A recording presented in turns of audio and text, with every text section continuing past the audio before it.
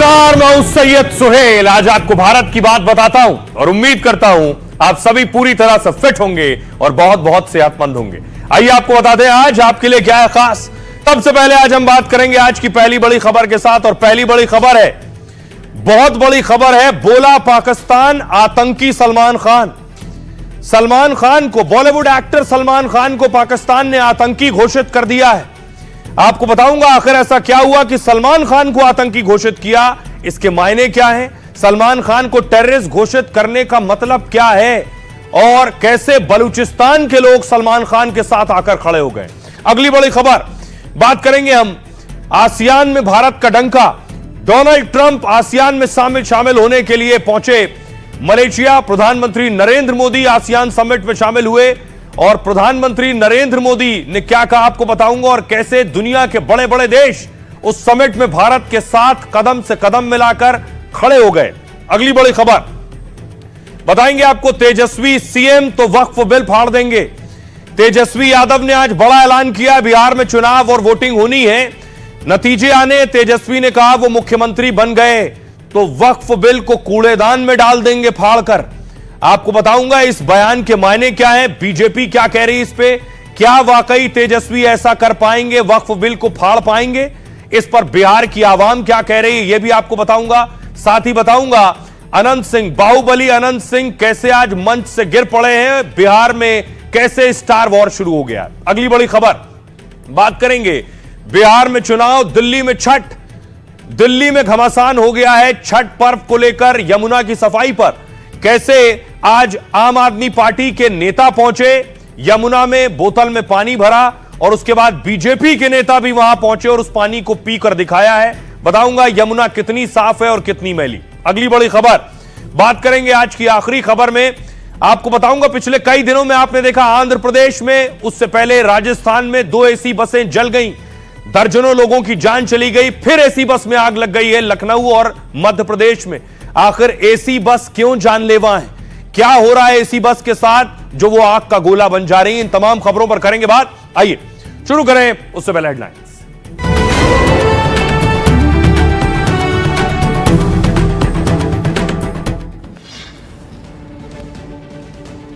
छठ महापर्व का आज दूसरा दिन खरना पूजा के साथ शुरू हुआ 36 घंटे का निर्जला व्रत। दिल्ली की यमुना में स्नान पर सियासी घमासान। बिहार चुनाव में हुई वादों और दावों के दौर की शुरुआत, तेजस्वी बोले सरकार बनी तो वक्फ बिल को कूड़ेदान में फेंकेंगे। तेज प्रताप ने महुआ में इंटरनेशनल स्टेडियम का ऐलान किया। मोकामा में चुनाव प्रचार के दौरान अचानक टूटा बाहुबली नेता अनंत सिंह का मंच, बाहुबली समेत कई नेता मंच से गिरे। बिहार के बाद असम, बंगाल, तमिलनाडु समेत 10 राज्यों में एसआईआर की तैयारी, कल एसआईआर पर बड़ी घोषणा कर सकता है चुनाव आयोग।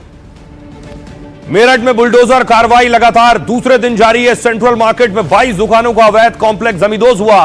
कार्रवाई को लेकर रोती दिखी महिलाएं, हाथ जोड़कर अफसरों से मिन्नतें की।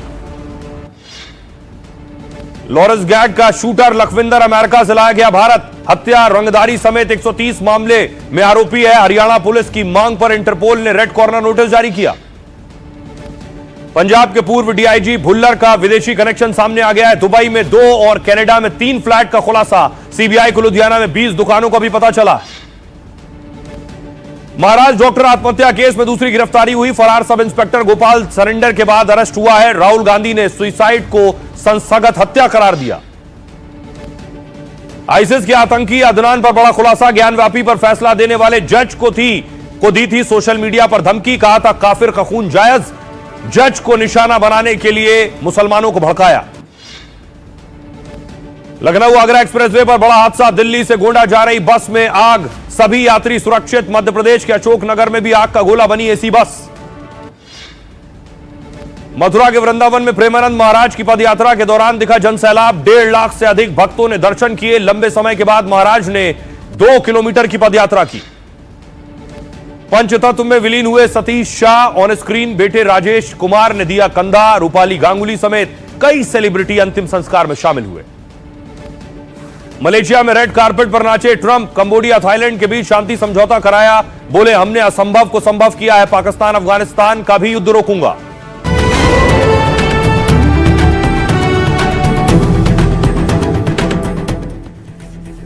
तो आखिर ऐसे कैसे शांति होगी? सारे शांति समझौता पानी में।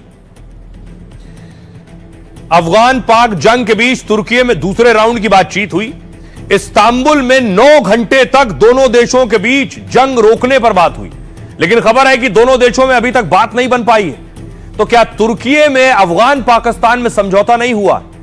क्या बैठक से पहले ही शाहबाज के मंत्री ख्वाजा का बयान भारी पड़ गया? कल मैंने आपको सुनाया था, ख्वाजा आसिफ ने कहा अगर सीजफायर वार्ता नाकाम हुई तो पाकिस्तान के पास खुली जंग के अलावा कोई विकल्प नहीं है। शांति वार्ता में पाकिस्तान ने अफगान के सामने फिर कई मांगे उठा दी।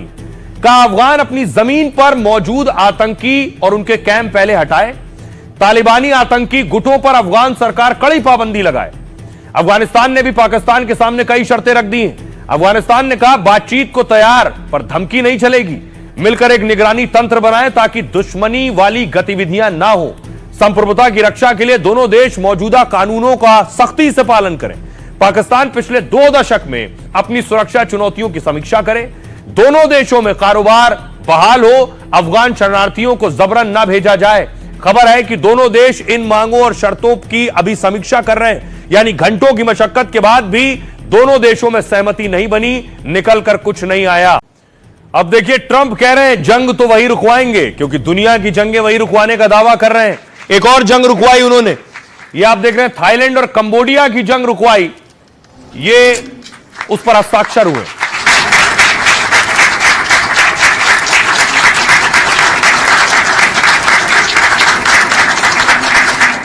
तो ट्रंप सारी जंगें रुकवाने का क्रेडिट लेने की होड़ में है। देखिए, अफगानिस्तान पाकिस्तान की जंग भी कह रहे हैं मैं ही रुकवाऊंगा। अमेरिकी प्रेसिडेंट ट्रंप ने फिर एक जंग रोकने का बड़ा ऐलान किया। कहा पाकिस्तान अफगानिस्तान का झगड़ा मैं जल्द सुलझा दूंगा। आसियान समिट में भाग लेने के लिए ट्रंप मलेशिया पहुंचे हुए हैं। ट्रंप ने पहले कंबोडिया थाईलैंड के बीच शांति समझौता करवाया, फिर कहा हमने असंभव को संभव करके दिखाया है। हमने वो किया जो कोई अमेरिकी राष्ट्रपति आज तक नहीं कर पाया। बाकी राष्ट्रपति युद्ध शुरू करते हैं, लेकिन मैं ही उन्हें खत्म करता हूं। मेरी सरकार न सिर्फ 8 महीनों में 8 युद्ध खत्म कर चुकी है, मतलब हम हर महीने एक युद्ध खत्म कर रहे हैं। अब सिर्फ एक ही बचा है, पाकिस्तान अफगानिस्तान विवाद, लेकिन मैं उसे भी बहुत जल्द सुलझा लूंगा। कहना तो नहीं चाहिए, यह मेरा शौक है क्योंकि यह गंभीर मामला है, लेकिन सच कहूं तो मैं इसमें अच्छा हूं और मुझे यह करना पसंद है। वैसे यह काम संयुक्त राष्ट्र को करना चाहिए, लेकिन वो नहीं करता है। संयुक्त राष्ट्र ने तो भाषण के समय मेरा टेलीप्रॉम्प्टर बंद कर दिया था, ट्रंप कह रहे हैं। उनका एक्सीलेटर भी ठीक से नहीं चल रहा था, मुझे रुकना पड़ा था। यूएन में बहुत क्षमता है, काश जंग रोकने में भी कुछ सहयोग करते। तो ट्रंप अपनी तारीफ करते करते यूएन यानी संयुक्त राष्ट्र पर हमला भी कर गए। सुनिए जरा। ये बहुत लंबी शांति होगी। हमारी सरकार ने 8 महीने में 8 युद्ध खत्म किए हैं। हम औसतन 1 महीने में 1 युद्ध बंद कर रहे हैं। अब सिर्फ एक ही युद्ध बाकी है। हाल में शुरू हुई पाकिस्तान अफगानिस्तान जंग, लेकिन मैं इसे भी बहुत जल्द सुलझा लूंगा, क्योंकि मैं दोनों नेताओं को अच्छे से जानता हूँ। पाकिस्तान के फील्ड मार्शल और प्रधानमंत्री दोनों अच्छे लोग हैं, और मुझे पूरा भरोसा है कि हम जल्द ही अफगान जंग को भी रोक देंगे। अब देखिए, आसियान समिट में प्रधानमंत्री नरेंद्र मोदी भी शामिल हुए। पीएम मोदी वर्चुअली शामिल हुए, यानी वीडियो कॉन्फ्रेंसिंग के जरिए, और दूसरी तरफ आप देख रहे हैं दुनिया के देशों के नेता मौजूद हैं।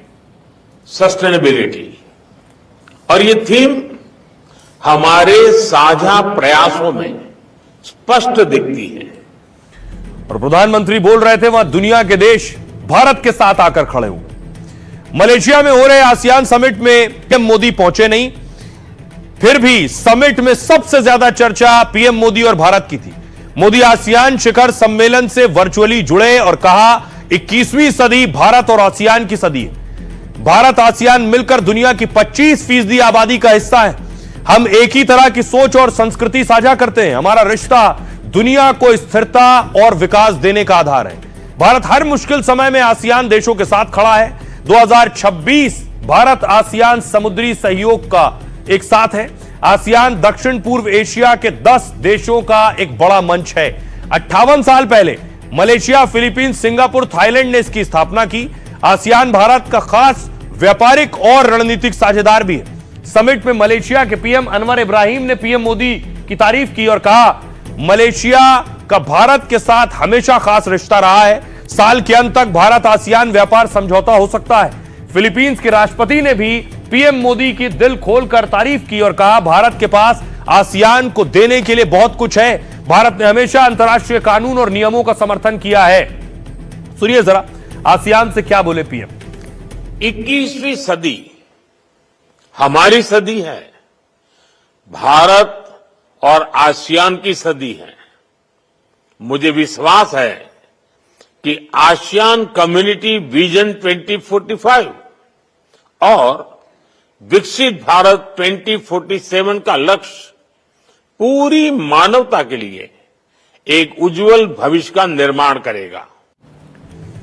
और आइए खबरों में आगे बढ़ते हैं। आज की एक और बड़ी खबर है, आपको लिए चलता हूं बिहार। देखिए बिहार में क्या हो रहा है।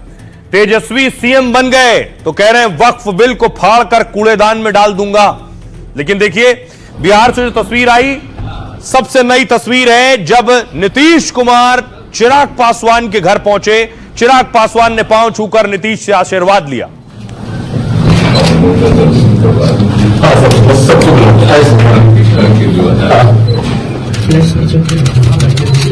ये आप देख रहे हैं चिराग के परिवार के साथ, माताजी के साथ नीतीश कुमार।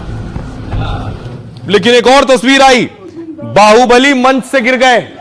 बाहुबली अनंत सिंह मंच पर थे और मंच धड़ाम हो गया।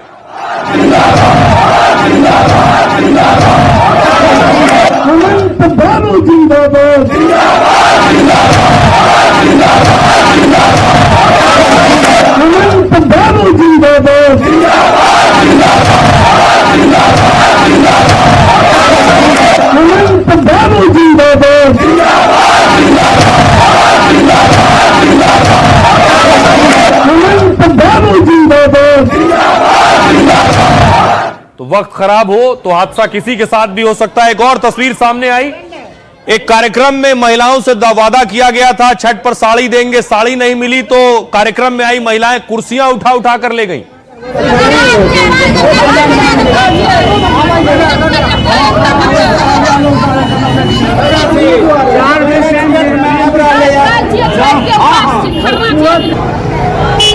अररिया की तस्वीर देख रहे हैं आप। कार्यालय में कार्यक्रम रखा गया था और यह वादा किया गया था छठ पर सभी को साड़ी मिलेगी, साड़ी नहीं मिली तो अररिया में महिलाओं ने कुर्सियां उठा ली।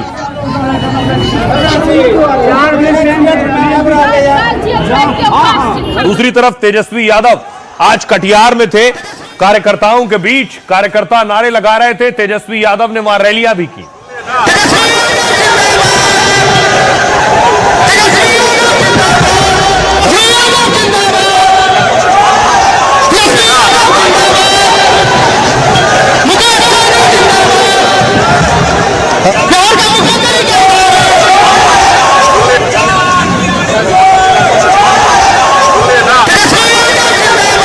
देखिए तेजस्वी ने मंच से कटिहार में क्या बोल दिया, जो अब इस चुनाव का सबसे बड़ा मुद्दा बनने जा रहा है। कोई बिल ये लोग लाते हो, आप लोगों से हम कहना चाहते हैं वक्फ कानून जो इन लोगों ने बनाया है, हमारी सरकार बनेगी तो उस बिल को हम लोग कूड़ेदान में फेंकने का काम करेंगे।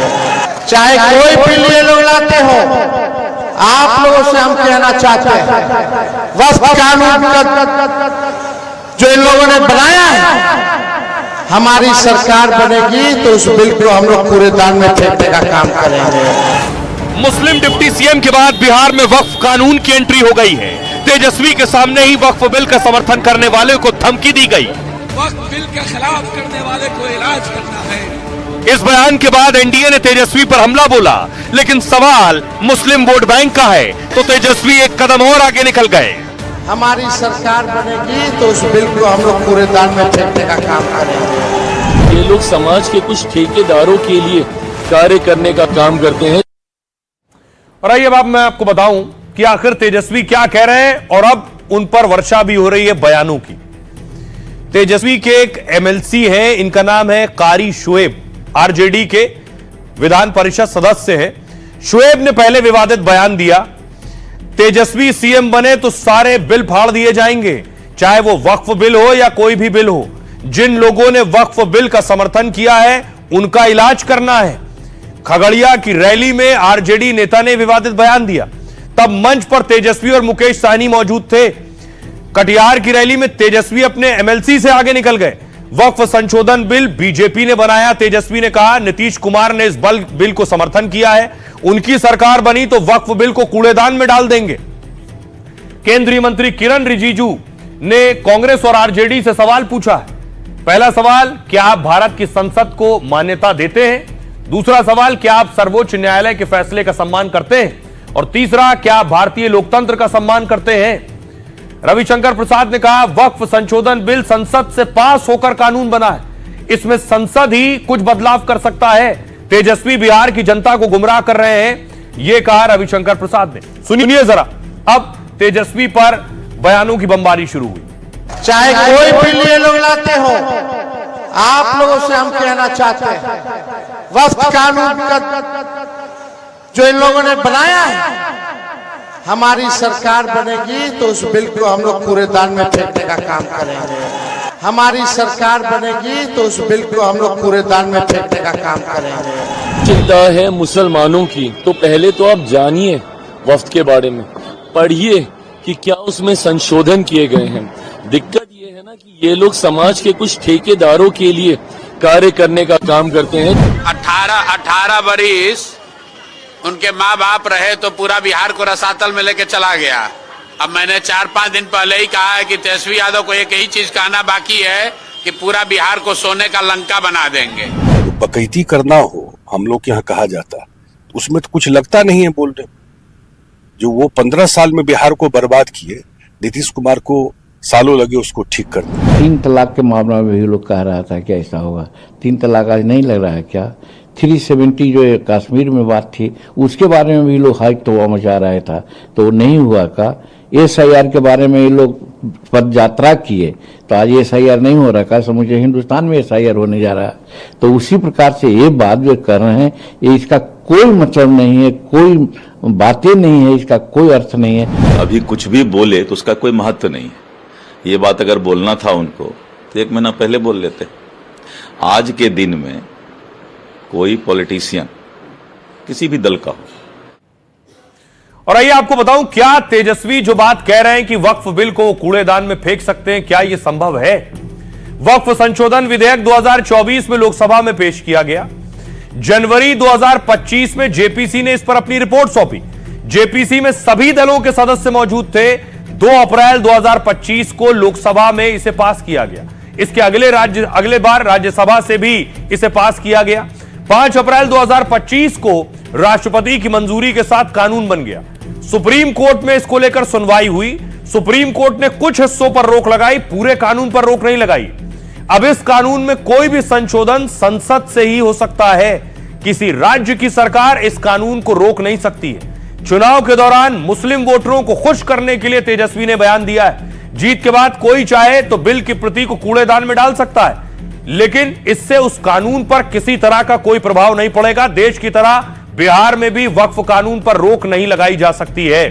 अब सुनिए जरा, हमने बिहार के लोगों से सवाल पूछा जो तेजस्वी कह रहे हैं, क्या वो संभव है? लोग क्या सोचते हैं तेजस्वी के इस बयान पर, सुनिए। पहला नंबर, ये तेजस्वी यादव CM बनेंगे या PM बनेंगे, ये केंद्र सरकार की क्या बोलते कानून है और उनको खुद नहीं पता कि क्या है नहीं है, पढ़े लिखे तो है नहीं। तो विधानसभा का चीज ही नहीं है तो वो कैसे कूड़ेदान, कौन से कूड़ेदान में वो डालेंगे? जरा ये भी तो बता दे कहां से कौन सा कूड़ेदान लाएंगे। ये तेजस्वी यादव का माई समीकरण का ये कलमा है, ये यही करते आया है और वो वक्फ बिल को रोकने का उनको कोई अधिकार नहीं। मुस्लिम समाज को खुश करने के लिए कि आप हमारे साथ एकजुट रहिए। हालांकि मुस्लिम समाज बढ़ चुका है इस बार, ओवैसी के साथ आपको जन सूरज के भी साथ कुछ परसेंटेज जाएगी, इसलिए ऐसा भी वो बोल रहे हैं उन लोग खुद, लेकिन ऐसा होगा नहीं। अगर उनसे हो सकता है तो करे, वो सहयोग करेगा। हाँ, ऐसा वो कुरान में डाल सकते हैं तो डाल दे। पूरे सीमांचल में वक्फ बोर्ड लेके नाराजगी तो जरूर सरकार के खिलाफ है, इसी का असर तो पड़ेगा ही चुनाव। ये अभी लगता है अभी जो अभी तेजस्वी जी बोले ये चुनावी जुमला है। नहीं, ये तो गलत है, क्योंकि ये तो एक बड़ा जुमला है इलेक्शन लड़ने का। ये तो लोकसभा वाला मामला है, ये तो विधानसभा वाला मामला है नहीं। तो पूरे में डालने के लिए इनको केंद्र की सत्ता में आना पड़ेगा, राज्य की सत्ता से वक्फ को लेना देना है नहीं। वक्फ बिल जो है केंद्र ने बनाया है और इसको अगर स्क्रैप भी करना हुआ तो केंद्र ही कर सकती है। अगर वादा वो कर रहे हैं वो अगर नहीं निभाएंगे तो दूसरे बार उनको लोग वोट नहीं देगा। कम पढ़े लिखे लोगों से जिसकी योग्यता कम है वो योग्यता कम वो भाषण दे रहे हैं। सबसे बड़ी बात है कि वो एक कौम को जो रिझाने का प्रयास कर रहे हैं, जो मुसलमान कौम है। अब देखिए, तेजस्वी यादव ने बहुत से वादे किए। आज भी उन्होंने बाकायदा प्रेस कॉन्फ्रेंस की और प्रेस कॉन्फ्रेंस में कई वादे किए। प्रेस कॉन्फ्रेंस में उन्होंने इससे पहले भी सभी बिहार के लोगों को एक सरकारी नौकरी देने का भी वादा किया था। आज भी बहुत से वादे किए। तेजस्वी ने इतने वादे किए, अगर उसे पूरा करने के लिए कोशिश की जाए तो इतना पैसा चाहिए कि बिहार का बजट भी उतना नहीं है। बीजेपी आज तेजस्वी पर हमलावर है। देखिए तेजस्वी क्या कह रहे हैं और बीजेपी ने क्या कहा। चुनाव से ठीक पहले तेजस्वी ने वादों की झड़ी लगा दी। बेरोजगारी खत्म करने के लिए तेजस्वी ने बड़ा दावा किया। कहा जीते तो हर घर सरकारी नौकरी देने का वादा। सरकार बनने पर बिना ब्याज 5 लाख के लोन का भी ऐलान कर दिया है। नाइयों, कुम्हार और बढ़ई को 5 लाख रुपए का लोन दिया जाएगा। पंचायत प्रतिनिधियों के लिए तेजस्वी ने वादे कर दिए। पेंशन और 50 लाख रुपए का बीमा कवर देने का वादा है। नीतीश पर अपनी योजनाओं की चोरी का आरोप लगाया। उन्होंने कहा हमने वृद्धावस्था पेंशन बढ़ाने का वादा किया था, नीतीश कुमार सरकार ने इसे 400 से बढ़ाकर 1100 कर दिया। तेजस्वी ने इसे बढ़ाकर 2000 रुपए तक करने का ऐलान कर दिया। बीजेपी ने तेजस्वी के वादों पर निशाना साधा। हर परिवार को सरकारी नौकरी के वादे पर सवाल उठाए। सुधांशु त्रिवेदी ने कहा बिहार की आबादी है 13.5 करोड़ के करीब, औसतन 4.2 व्यक्तियों वाला परिवार माना जाएगा। हर बिहार के घर में लगभग 4 लोगों का परिवार है या उससे ज्यादा, तो बिहार में लगभग 3 करोड़ से ज्यादा परिवार हो जाएंगे। मतलब 2.9 करोड़ परिवारों को सरकारी नौकरी देना, यानी लगभग 3 करोड़ मानिए आप। प्रति नौकरी 30 से 35 हजार से लेकर 2 लाख तक की तनख्वाह देनी होगी। अगर इसका औसत निकाला जाए तो हर महीने 70,000 से ज्यादा का खर्च है। मतलब सालाना प्रति व्यक्ति 10 लाख तक का खर्चा होगा। 2.9 करोड़ लोगों को 29 लाख करोड़ रुपए की सैलरी देनी होगी। यानी तेजस्वी की डिमांड पूरी करने के लिए चाहिए 29 लाख करोड़। सुधांशु जी कह रहे हैं बिहार का कुल बजट है 3 लाख करोड़, 3,17,000 करोड़। ऐसे में करीब 26 लाख करोड़ रुपए का फंड कम पड़ेगा। यह खर्च सिर्फ सरकारी नौकरी देने पर ही आएगा। ऐसे में तेजस्वी की दूसरी घोषणाओं के लिए भी फंड की कमी होगी। यह है तेजस्वी पर हमला। सुनिए जरा तेजस्वी को और बीजेपी को। त्रिस्तरीय पंचायत प्रतिनिधियों एवं ग्राम कचहरी प्रतिनिधियों का मानदेय भत्ता दुगुना किया जाएगा। हमारी सरकार बनने पर, महागठबंधन की सरकार बनने पर पूर्व पंचायत एवं ग्राम कचहरी प्रतिनिधियों को पेंशन राशि देने की शुरुआत की जाएगी। त्रिस्तरीय पंचायत एवं ग्राम कचहरी प्रतिनिधियों का 50 लाख का बीमा किया जाएगा। तो 17 लाख करोड़ रुपया 2 योजना में हो गया और रोज घोषणा कर रहे। तो देखिए यह मैनिफेस्टो का काम है, यही मैनिफेस्टो में लाना चाहिए। मैनिफेस्टो से तय होता है कि वो क्या चाहते हैं, इसका बजट क्या होगा, कैसे इसका प्रावधान होगा। कि सिर्फ बोलने से तो बिहार की जनता समझेगी नहीं। बिहार की जनता समझ चुकी है कि लालू जी का परिवार लूटने के लिए और अपराधीकरण करने के लिए है। जहां जा रहा है वही कर, हम सब घर में नौकरी दे देंगे। फिर कह दिया सारे महिला को 2,500 रुपया दे देंगे। अब किसका मानदेय बढ़ा देंगे। भैया ये वो लोग हैं जो बूढ़ा शेर को का कहानी सुने हैं ना। शेर बूढ़ा हो जाता है, उसको जब खाना होता है तो सोने का कंगन लेकर बैठता है ताकि कोई लालच में आकर फंसे तो उसको मार के खाएंगे। बिहार का टोटल बजट ही है 3 लाख करोड़ का। ऊपर से कहे कि हम 1 करोड़ 26 लाख जीविका दीदी को परमानेंट कर देंगे। अब कहते ये कर देंगे। बिहार वासियों इस धोखे में मत आना। लालू जी, तेजस्वी जी का एक ही मॉडल है, जमीन दो नौकरी लो। बात ये नहीं है कि हम ये कर देंगे हम वो कर देंगे। बात ये है कि जब आपको मौका मिला है तब आपने क्यों नहीं किया। इसका जस्टिफिकेशन क्या है? आप छोड़ दीजिए, जो 20 साल पहले हुआ उसको भी छोड़ दीजिए। जब आपको 18 महीने हुए, आपने क्या किया? आप इस पे क्यों नहीं आप जवाब देते? आपका इंडिपेंडेंट टास्क आपके मंत्रालय का क्या था? आप इसका जवाब दे सकते हैं? बिहार का दिल्ली से भी एक कनेक्शन है, कनेक्शन क्योंकि छठ चल रहा है, लेकिन दिल्ली में छठ पर अलग घमासान है, क्योंकि यमुना में किनारे अर्घ के लिए जाएंगे लोग। उससे पहले देखिए, यह तस्वीर मैं आपको दिखा रहा हूं, नहाए खाए की दूसरा दिन है और लड़ाई यह है कि यमुना साफ है या गंदी। सबसे पहले देखिए, आज आम आदमी पार्टी के नेता सौरभ भारद्वाज यमुना के तट पर पहुंच गए। संजीव झा जी और कई हमारे साथी यमुना की नदी पे खड़े हैं और एक बार आपको मैं पानी दिखाऊं।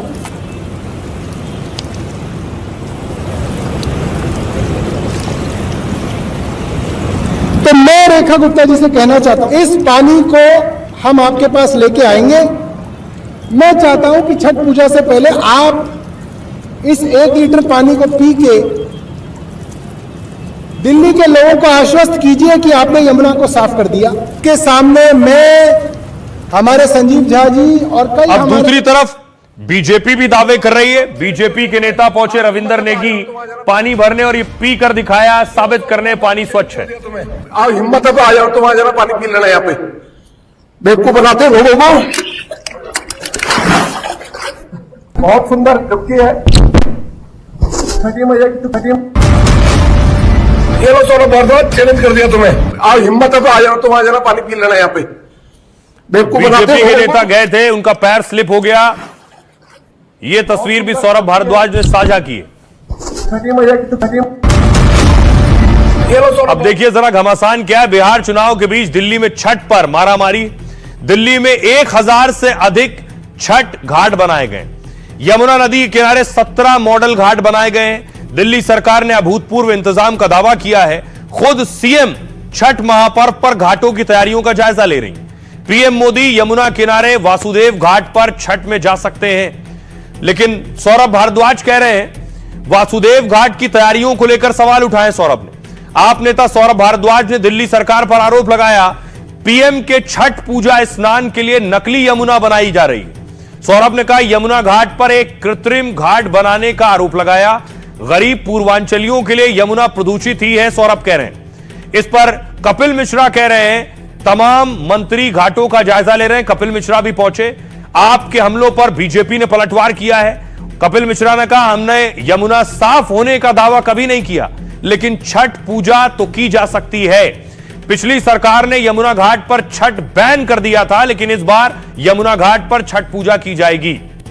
सुनिए जरा इस पर क्या कह रहे हैं सियासतदान। सोशल मीडिया और मीडिया के माध्यम से रेखा गुप्ता जी और वीरेंद्र सचदेवा जी से कह रहा हूं कि आप झूठ बोलना बंद कीजिए, और अगर आप चाहते हैं कि पूर्वांचल के बच्चे, छोटे छोटे बच्चे इस पानी को पिए, तो उससे पहले आप पीजिए इस पानी को।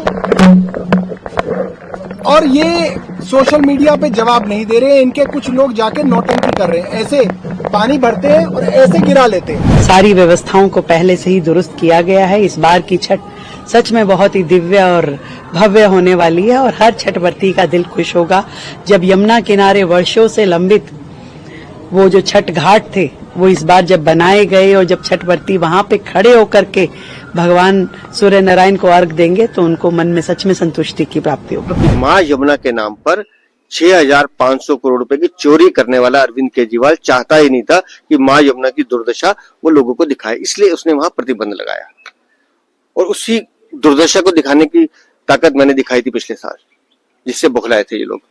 आपने मां यमुना का अपमान किया, पूर्वांचल के लाखों भाई बहनों को धोखा देने का काम किया, इसलिए मां यमुना ने श्राप दिया और आप दिल्ली की सत्ता से बेदखल हुए। ये बात आपको हजम नहीं हो रही। सियासी लड़ाई के बाद आइए अब आपको लिए चलता हूं एक जरूरी खबर। अगर आप बस से सफर करते हैं, एसी बस से सफर करते हैं, तो यह खबर आपके लिए भी है। क्यों आखिर आग का गोला बन रही है एयर कंडीशनड बसें। तस्वीर आज एक और आई दिल दहला देने वाली। यह मध्य प्रदेश में बस आग का गोला बन गई।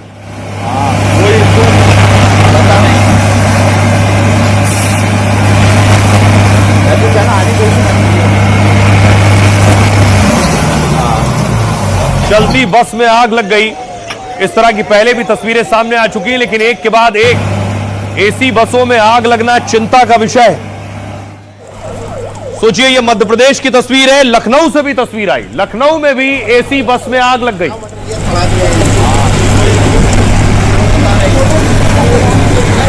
कोई जनहानि नहीं है।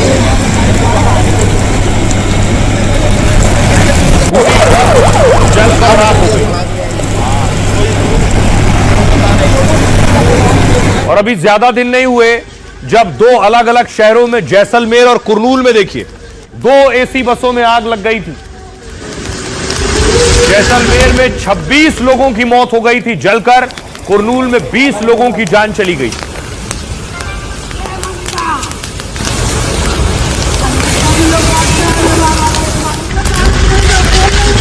आखिर क्यों चलते चलते आग का गोला बन रही है एसी बस? क्यों प्राइवेट एसी बस की यात्रा बनती जा रही है मौत का सफर? राजस्थान, आंध्र प्रदेश, मध्य प्रदेश, उत्तर प्रदेश, हर जगह एक जैसी तस्वीर सामने आ रही है। सड़कों पर प्राइवेट एसी बसें धू धू कर जलती नजर आ रही हैं। कहीं खिड़की दरवाजा तोड़कर यात्री जान बचा रहे हैं, तो कहीं बस में लगी आग 26 यात्रियों की जान ले रही है। शहर शहर हो रहे इन हादसों ने बड़ा सवाल खड़ा कर दिया है, क्या प्राइवेट एसी बस का सफर जानलेवा है? अब देखिए जरा बसों में हुआ क्या। इन दोनों बसों में, ये दो जलती बसें, लखनऊ में आगरा एक्सप्रेसवे पर अचानक बड़ा हादसा हो गया। चलते चलते धमाके के साथ एसी बस का टायर फट गया। जब टायर फटा तो बस की स्पीड थी 80 से 90 किलोमीटर प्रति घंटा। टायर फटने से पूरी बस लहरा गई। ड्राइवर ने किसी तरह बस को रोका। जब वो टायर देखने पहुंचा तो बस के पिछले हिस्से में धुआं उठने लगा। कुछ ही मिनटों में पूरी बस आग का गोला बन गई। आग इतनी भयंकर थी कि धुएं का गुबार 2 किलोमीटर तक दिखाई दे रहा था। यह बस दिल्ली से गोंडा जा रही थी। इसमें करीब 70 यात्री सवार थे, लेकिन गनीमत यह रही कि पूरी तरह आग फैलने से पहले यात्री बाहर निकल आए।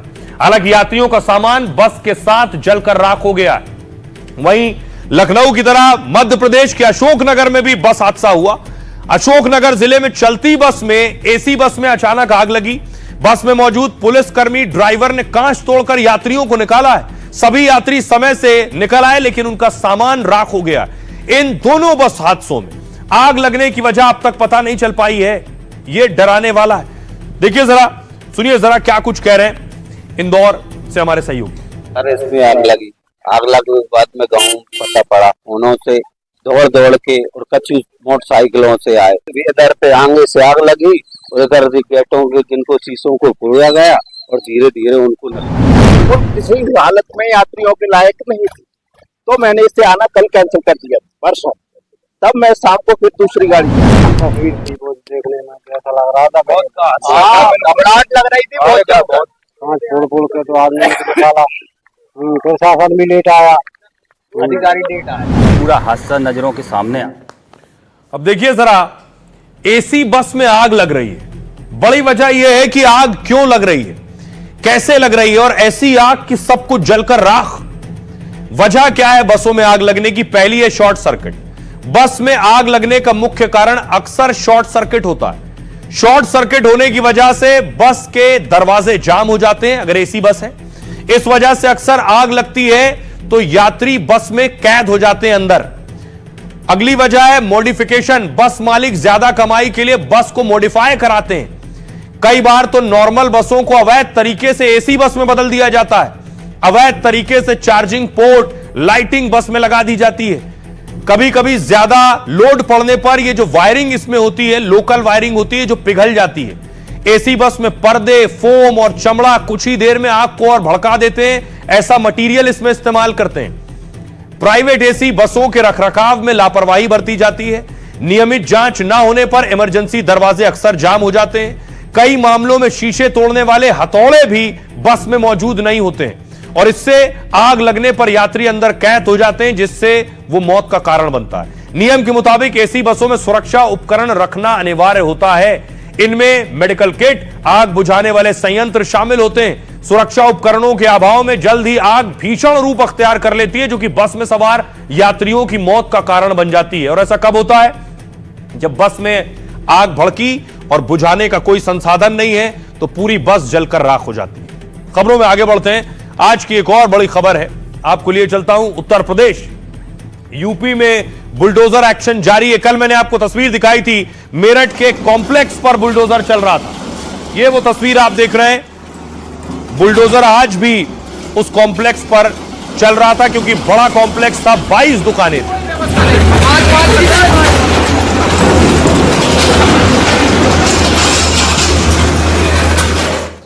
और उसके बाद देखिए पूरा कॉम्प्लेक्स जमींदोज हो गया, ताश के पत्ते की तरह भरभरा कर गिर गया।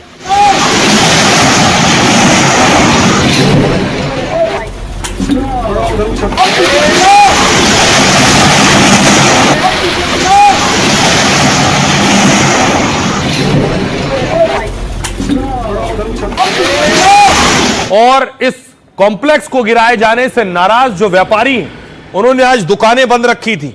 मेरठ में इस इलाके में सारी दुकानों के शटर डाउन थे। ये दुकानदारों का रोष था।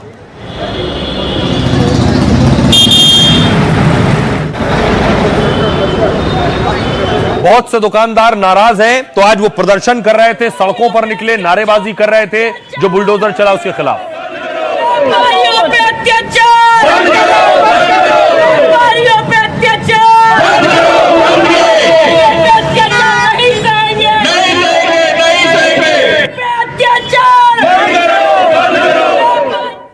अब देखिए व्यापारियों की मांग क्या है, क्या कह रहे हैं वो। यूपी में बुलडोजर एक्शन शुरू हुआ, मेरठ में लगातार दूसरे दिन बुलडोजर गरजा है और अवैध बने मार्केट को जमींदोज कर दिया गया। करीब 35 साल पहले बना यह कॉम्प्लेक्स अवैध था। इसे हटाने और बचाने के लिए लंबी कानूनी लड़ाई लड़ी गई। आरटीआई के खुलासे और सुप्रीम कोर्ट के आदेश के बाद बड़ा एक्शन हुआ। प्रशासन की टीम मेरठ में 4 बुलडोजर लेकर पहुंची। भारी सुरक्षा बल के साथ अवैध दुकानों को गिराया गया। हालांकि अभी भी करीब 10% हिस्सा गिराया जाना बाकी है। सुरक्षा की वजह से अब बुलडोजर की बजाय हथौड़े से बाकी की कार्रवाई होगी। बुलडोजर से अवैध कॉम्प्लेक्स का करीब 90% हिस्सा गिरा दिया गया तो दुकान के मालिक और आसपास के लोग भावुक हो गए।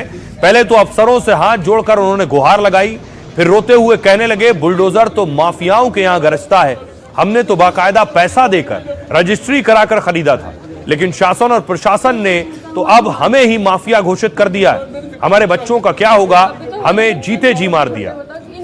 सुनिए जरा लोग क्या कह रहे हैं। आज तक सरकार में जो भी बुलडोजर चला है यही सुनने में आया कि ये माफिया, आज मुझे लगता है कि हम माफिया डिक्लेयर हो गए। हमारा सारा शास्त्री नगर व्यापारी और पूरे मेरठ शहर का व्यापारी अब एक हो चुका है, ये जाग चुका है कि ये जो हमारे साथ हो रहा है बहुत गलत हो रहा है, हम इसको बर्दाश्त बिल्कुल नहीं करेंगे। हमने कोई अपराध थोड़े किया, 35 साल दिए और क्या मिला, मिट्टी कर दी हमारी। हम अपने बच्चों को लेके कहाँ जाएंगे? छोटे छोटे बच्चे अभी तक कुछ करा भी नहीं, बच्चों ने पढ़ दे। अनिश्चितकालीन के लिए बंद करने का ऐलान कर दिया है। हम कोई विरोध नहीं करेंगे, किसी का कुछ नहीं करेंगे, अपने प्रतिष्ठान बंद करके अनिश्चितकालीन के लिए यहीं बैठेंगे। हमारी लाशें मिली है, हमें कब जिंदा आदमी को जिंदा लाश मिली है, और क्या मिला इसके अलावा बताओ आप। हमने 35 साल करते हैं इस जगह, सारी जवानी हमने यहाँ बर्बाद कर दी अपनी। हमें 2 साल में यहाँ तो भगा देते तो हम कहीं और तो कर लेते कम से कम काम। सरकार को भी सोचना चाहिए ना, कितने बड़ा व्यापारी इतने बड़े जो सब इतने दिनों से पाला है वो कहाँ जाएगा, अपने बच्चों को लेके कहाँ जाएगा, कहाँ जाएंगे?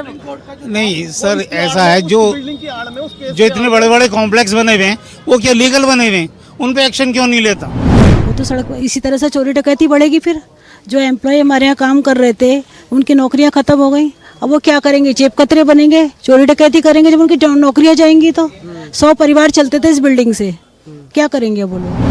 5 बिल्डिंग छोड़ के 50 करोड़ की लागत से आवासी में ही कॉमर्शियल बन रहा है और उद्घाटन भी हमारी करने आ रही हैं। और क्या ये अधिकारी नहीं देख रहे हैं? अब ये बनवा नहीं रहे हैं? सुप्रीम कोर्ट के माननीय सुप्रीम कोर्ट के आदेश के बावजूद भी बन रहा ना, कैसे बन रहा फिर भाई? आइए अब आपको बताता हूं, अयोध्या लिए चलता हूं। अयोध्या में एक बड़ा ध्वज लगने जा रहा है। अयोध्या में मंदिर के शिखर पर यह ध्वजारोहण होगा और इसके लिए खुद प्रधानमंत्री नरेंद्र मोदी को न्योता दिया जाएगा। पीएम मोदी पहुंचेंगे।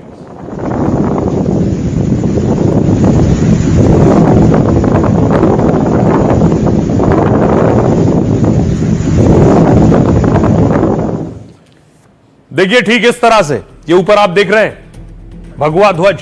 अयोध्या में भव्य श्री राम मंदिर का निर्माण हो गया है। 25 नवंबर को मंदिर के शिखर पर ध्वज फहराया जाएगा और पीएम मोदी के शिखर पर ध्वज फहराएंगे खुद पीएम मोदी मंदिर के शिखर पर। 21 नवंबर को यह 5 दिवसीय कार्यक्रम शुरू होगा।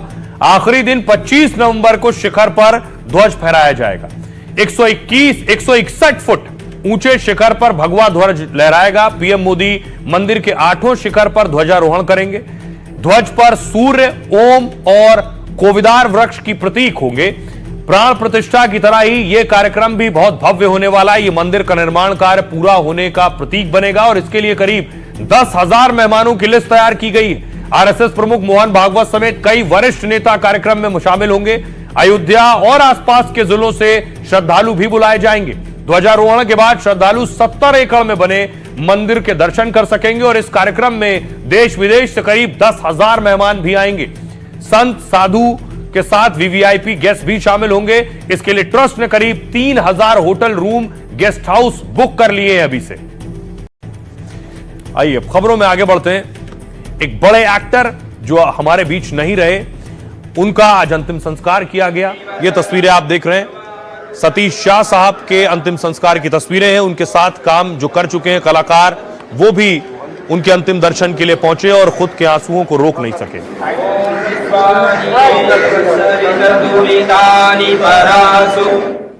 और आज का फंडा भी सतीश शाह साहब पर ही है।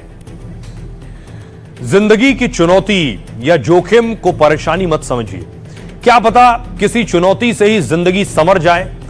मशहूर हास्य अभिनेता रहे सतीश शाह की जिंदगी इसकी एक मिसाल है। बॉडी बिल्डर जैसे शरीर वाले सतीश हंसने हंसाने में माहिर थे। सतीश साहब की बचपन से दिलचस्पी क्रिकेट और बेसबॉल में थी। वो खेल को लेकर स्कूल में मशहूर थे। दोस्त और परिवार वाले भी मानने लगे थे कि सतीश साहब एक अच्छे खिलाड़ी बनेंगे। लेकिन एक बार स्कूल में नाटक हो रहा था और एक एक्टर की कमी थी।